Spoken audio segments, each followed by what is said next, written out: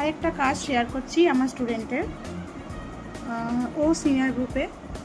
আচ্ছা, ফার্স্ট আছে একটা স্কেচ, একটা কাপ। আচ্ছা, নেক্সট দেখা।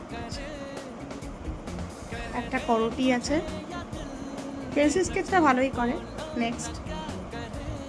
আচ্ছা, একটা বেশ নতুনত্ব কাজ, নিউজ পেপারের ওপরে অ্যাক্রিলিক কালার দিয়ে করা, অরেঞ্জ।